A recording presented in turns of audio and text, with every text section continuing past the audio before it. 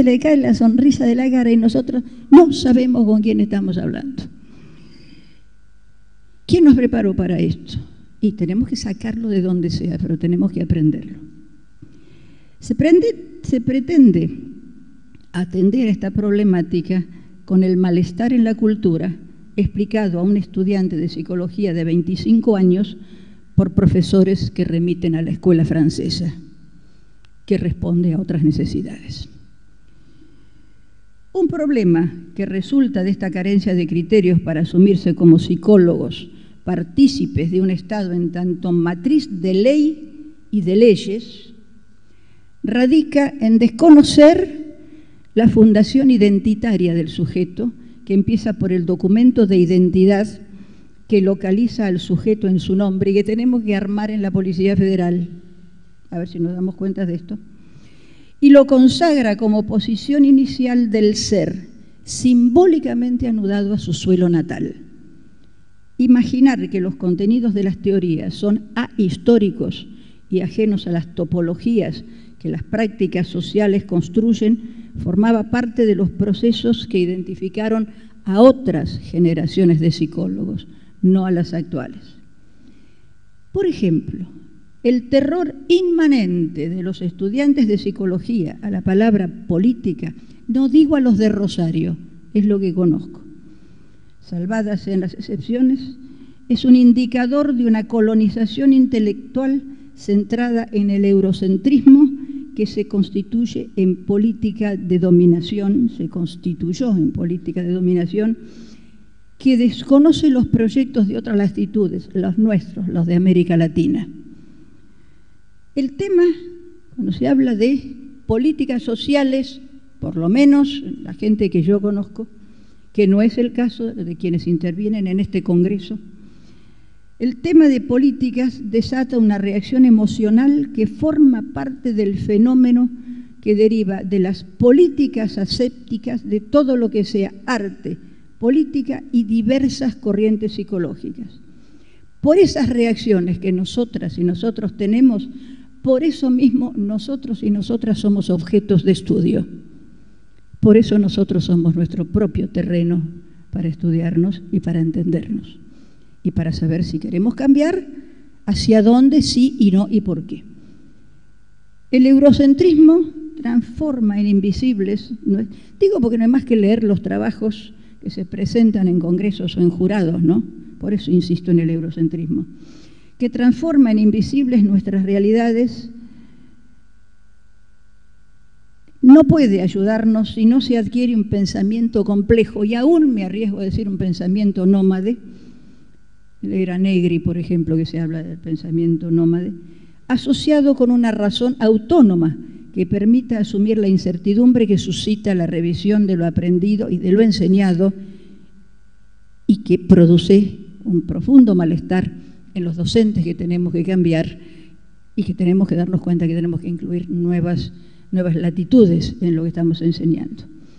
Existen otras formas de conocimiento que surgen, me falta página y media nomás, que surgen de la manera de pensar a partir de las ciencias sociales, del derecho. Por ejemplo, como lo plantean universidades de Brasil. De Sousa Santos, Boaventura de Sousa Santos, en un libro muy interesante, él como docente en psicología y en sociología, él sostiene que el derecho se aprende en la calle, como profesor de derecho, que es el modo de actuar de los innumerables segmentos de la sociedad. Es decir, las cosas que se ven y se aprenden en la calle y los temas que se ocupan de lo que sucede en terreno suelen no estar consideradas como científicas, entre comillas, y entonces están desprovistas de calidad institucional. Por eso les di el ejemplo de las técnicas psicodramáticas. Es preciso entonces, o me parece a mí, llegar a una actividad orgánica para que estas otras formas de conocimiento se recuperen y se incluyan en las tramitaciones universitarias. Lo cito a Amartya Sen. Amartya Sen es un indio de la India que fue premio Nobel de Economía, cuando aporta su idea de los filtros morales. Él dice que nuestros juicios, particularmente nuestros juicios morales, actúan como filtros informativos que dejan pasar cierta información y que impiden que sean tenidas en cuenta otras informaciones importantes. Advierte que esas informaciones son las que nos ponen en contacto con temas que hasta el momento permanecieron invisibles. No es así en este Congreso. He leído la nómina de trabajos y realmente los temas que yo conocí como invisibles están todos a la vista. Lo cual no interesa a nadie que a mí me ponga contenta. Les digo que esto significa un avance que le debemos a la organización del Congreso. Entonces, para la formación de los actuales profesionales, la universidad está teniendo en cuenta que se trata de una cuestión laboral y no de colegas que hagan un voto de pobreza, menos aún de voluntarismo o pionerismo, para abordar esos otros mundos que fueron invisibles dentro de la currícula universitaria. Se trata de encontrar la transacción que implique que es preciso repensar las teorías y lo aprendido. David Maldaski siempre dice, hay que hacer trabajar a la teoría. Tarea esta que la universidad hoy realiza en diálogo permanente con los estudiantes y no a solas consigo mismos los profesores con la reiteración académica tradicional. Hoy hay un foro en que los estudiantes y las estudiantes van a decir lo que quieren. Termino diciendo que esta inclinación hacia la necesidad de revisar, modificar y resignificar los planes de estudios acordes con el país y con la época es lo que nos autoriza a tantear aquellos horizontes que hacen frontera con los deseos. En este caso, los deseos están cambiando y aquello que se pensó y enseñó como no, es imposible, con este tema no hay que meterse, esto no es científico, esto no tiene que estar en la psicología. Sin embargo, aquello, hoy en día los psicólogos y psicólogas lo proponen como algo que importa, como temas que son necesarios, que no se disciernen en la consulta privada, salvo algunos, sino mediante otras técnicas. Hoy se sabe que esta aspiración no es imposible. Por el contrario, son innumerables los colegas y las colegas que transitan exitosamente este territorio. Por eso me tomé la libertad de hacer los primeros minutos, que yo deben haber sido bastante largos, contando cómo funciona este programa, porque me consta que de la universidad al terreno y a posicionarse en la dignidad de la carrera de psicólogo y psicóloga y el poder que esto significa en cuanto al ejercicio de aquellas prácticas que estimamos son las pertinentes y las respetuosas, esto es posible hacerlo. Y quiero decirles que por eso les doy cifras, que de las 240 personas que forman este programa y que algunos van a repartirse ahora, hay 150 personas que, como dicen, llevamos puesta la camiseta de otro modo de ser psicólogas y psicólogas. Muchas gracias.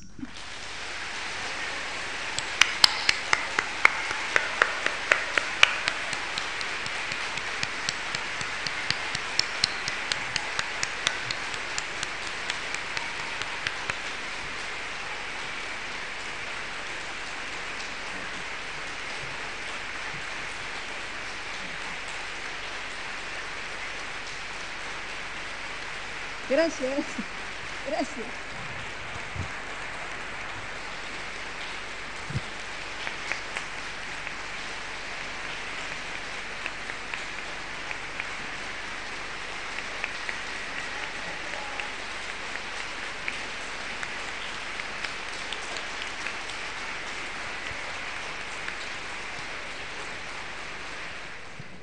Tenemos ya un conjunto de preguntas.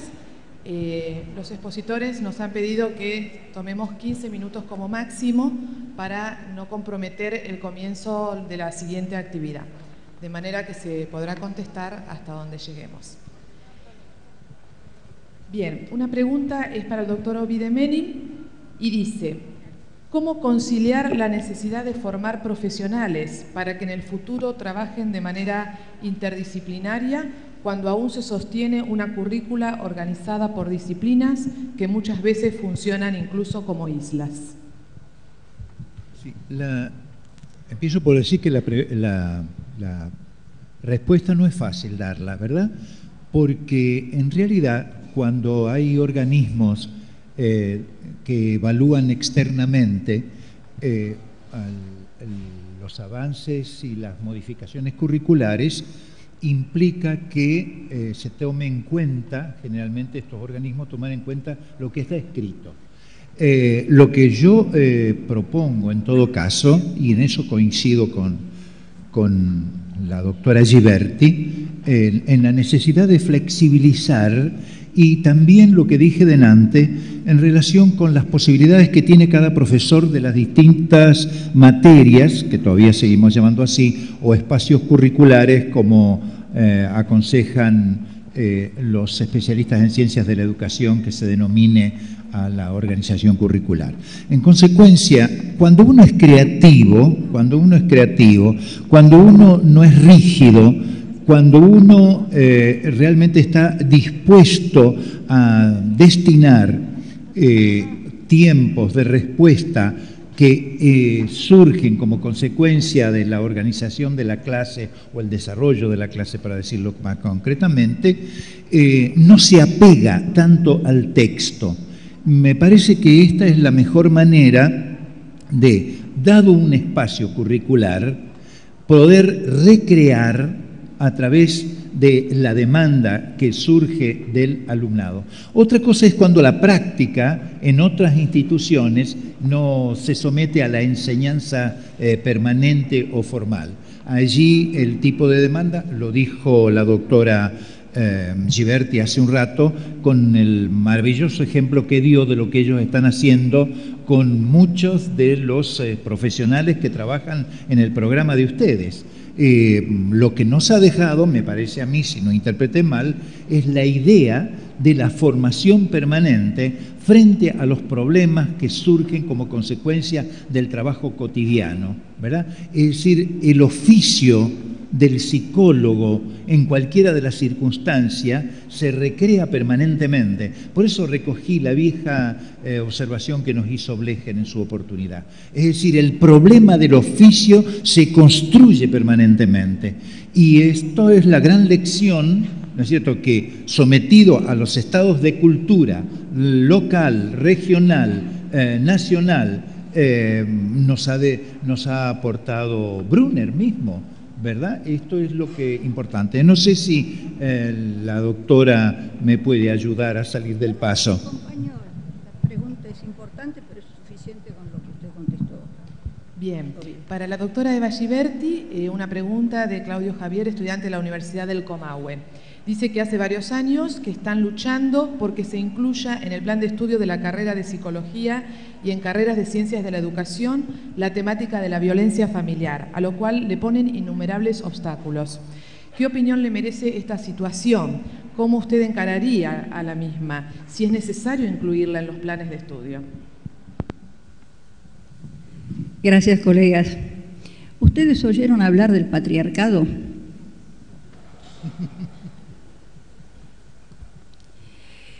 La razón de la resistencia que van a seguir encontrando es responsabilidad de las políticas patriarcales actuales, porque cuando el patriarcado se organizó en Quelli Tempi, 1200, 1300, baja y alta Edad Media, el patriarca era un protector de su gente, de sus servidores y de sus animales, aparte de guerrear y demás.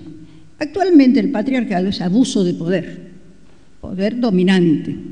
El poder dominante está en manos del género masculino, hombres blancos con poder y dinero. No nos equivoquemos con esto. Bueno,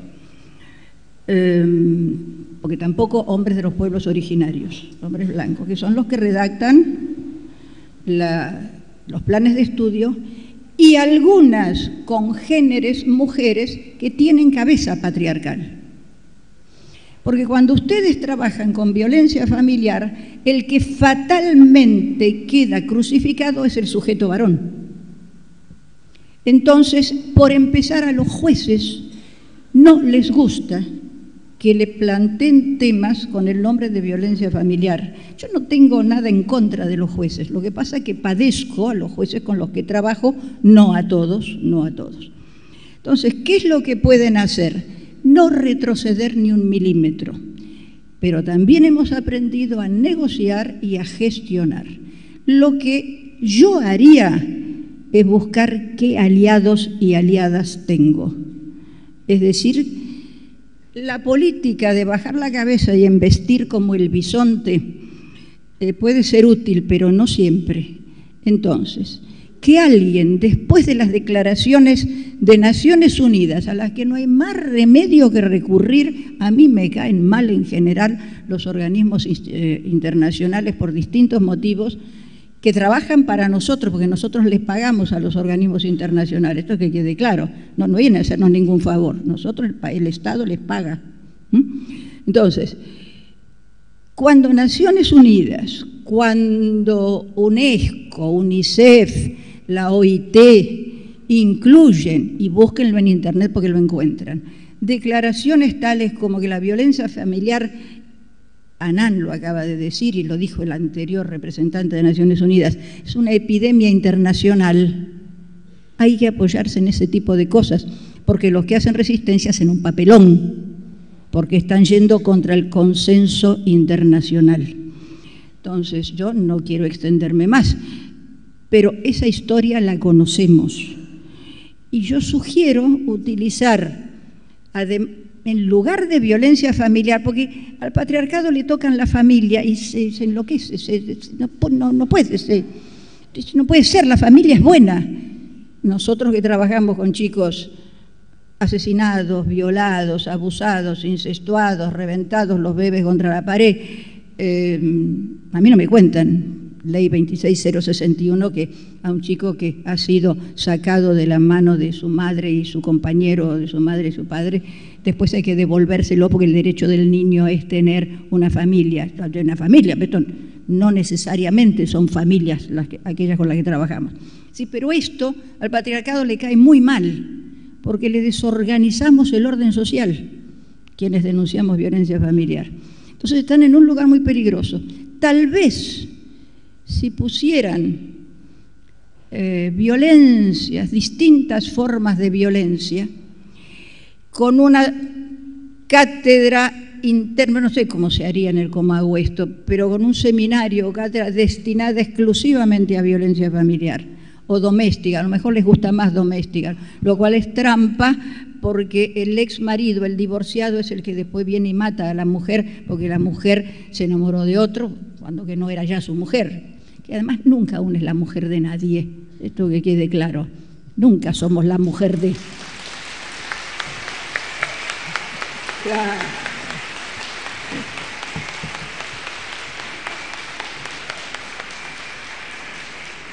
Pero estos son los idiotismos del lenguaje que se nos infiltran. A ver, yo misma estaba diciendo la mujer de... Es un idiotismo patriarcal también, que a mí se me filtra como se nos filtran estas cosas. Entonces, para sintetizar, yo no retrocedería, buscaría aliados, aliadas con el máximo de poder posible, aprendan a conectarse con el poder, y si el poder es político, vean a cuál no le hacen asco, con cuál pueden, y cuál es el de turno, eso también importa, pero básicamente sean ustedes la fuente del poder, con el saber, con la experiencia y mostrando que saben y tienen conocimiento del cual los otros carecen. Con modestia, claro, porque esta es la otra cosa. Si muestran mucha sapiencia, y es difícil todavía encontrar marido, ¿no? Pero bueno.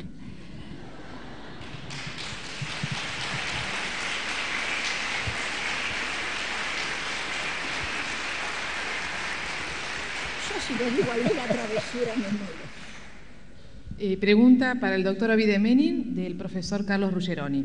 ¿Cuál es su análisis del plan de estudios de la Facultad de Psicología en la actualidad a la luz de los cambios sociotecnológicos? ¿Qué sería para usted prioritario de modificar? ¿Qué cosa la última? ¿Qué sería para usted prioritario modificar? Mire, toda la tecnología ha venido a conmover el desarrollo de los planes de estudios vigente. El que tenemos vigente, valga la redundancia, en la Facultad de Psicología, y que ya es hora de que por lo menos le hagamos algunos ajustes, toca muchos intereses de grupo, intereses privados, muchos docentes. Si no se le asegura desde la partida que la modificación del plan de estudio de ninguna manera implica echarlos a la calle, si uno le asegura la fuente de trabajo, entonces lo que hay que trabajar después es la consideración de que, así como se le pide a un alumno que estudie y que modifique su cabeza a la luz de los nuevos aprendizajes, el profesor también tiene que adecuarse a partir de este aseguramiento de la fuente de trabajo. Porque mi larga experiencia en materia de asesoramiento, incluso fuera del país, he hecho modificaciones, he tenido que contribuir a las modificaciones de los planes de estudio en el área de la salud, es que la gente tiene un enorme temor de perder el trabajo. Pero también algunos profesores, especialmente los viejos, nos asustamos muchísimo cuando tenemos que cambiar. Y esto lo vemos todos los días. Las secretarias o los secretarios de asuntos académicos de cada una de las universidades saben cuánto cuesta hacer que modifiquen la bibliografía vigente. Hay quien todavía sigue repitiendo los viejos textos sagrados. Esto es bastante desafiante para un profesor y cuesta hacerlo. Querría cerrar diciendo esto, que como dije delante, ¿no es cierto?, en función de el currículum no es el responsable de todos los adefesios que ocurren. El currículum es un proyecto que hay que desarrollar. Yo, bueno, lo categoricé según mi perspectiva, etcétera, pero hay otras clasificaciones. El bendito currículum oculto que se lleva y que se trae, etcétera, da para todo, incluso para traicionar las expectativas y las necesidades reales de formaciones básicas de los... depende quién lo instrumenta, qué es lo que le dice por fuera de la cátedra, ¿verdad? Entonces me apasiono sobre este problema porque así como hay aspectos positivos para recoger, también hay aspectos negativos con los cuales uno se vale para no dar en la clase lo básico y lo fundamental. Esto es peligroso y esto los viejos profesores lo sabemos. Y esto nos pasa con el equipo de trabajo. Todavía tenemos, en Argentina es uno de los pocos países donde todavía se mantiene el modelo napoleónico de la organización de la cátedra, piramidal, cuando los laburantes son los pobres jefes de trabajos prácticos, a quienes se les paga mal y poco. No somos los titulares. Nosotros los titulares somos las mariposas volanderas, las mariposas de lindos colores, los que hablamos bien, pero los laburantes son, y por eso tenemos que tener cuidado, y por eso exijo que los departamentos, bueno, ahora ya me voy, ya no tengo nada que exigir, pero ya entrego en abril del año que viene, pero en realidad hay que hacer los departamentos debieran hacer una formación periódica de sus propios cuadros juveniles. Y además nos tenemos que jubilar y en la jubilación las contrataciones de los que son necesarios, casi imprescindible mantenerlo. Si no, hay que hacer que los jóvenes puedan concursar y ascender, porque si no va a ser una facultad de viejerío. Y me alcanzan las generales de la ley. Por eso voy a entregar el año que viene. Siempre uno tiene una cartita para ver cómo... para orejearla. Quería decir esto, y perdón la pasión que le pongo, pero he sido antes, más que un investigador, he sido siempre un docente.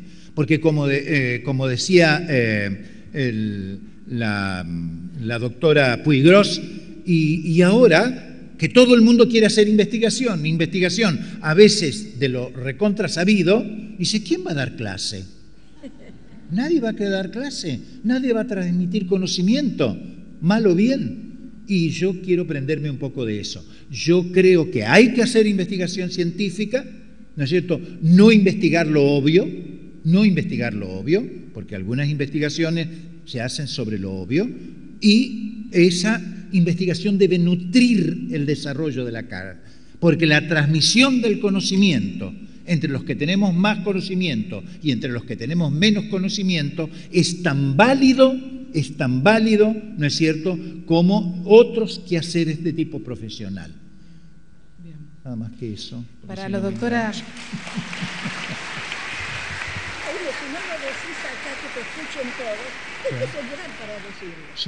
Para la doctora Eva Giberti, Laura Vilche, del área de prensa, le pregunta.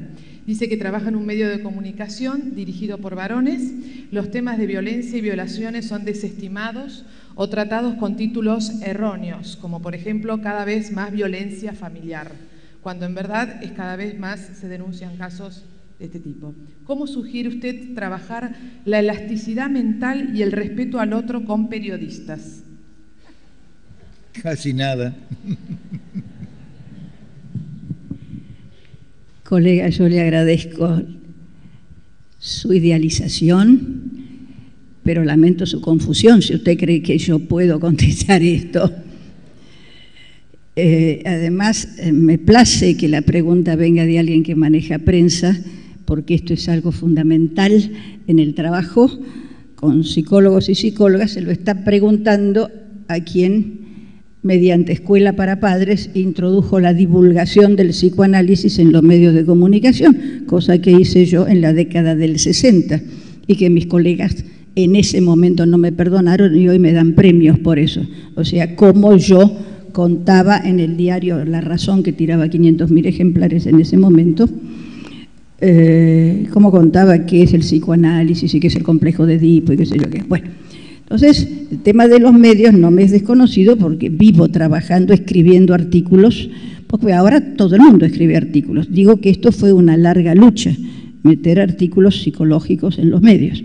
Yo lo pude hacer en la década del 60 porque escribía de manera coloquial, bien, y porque era una arriesgada y una audaz, y porque encontré un director de diario que lo permitió.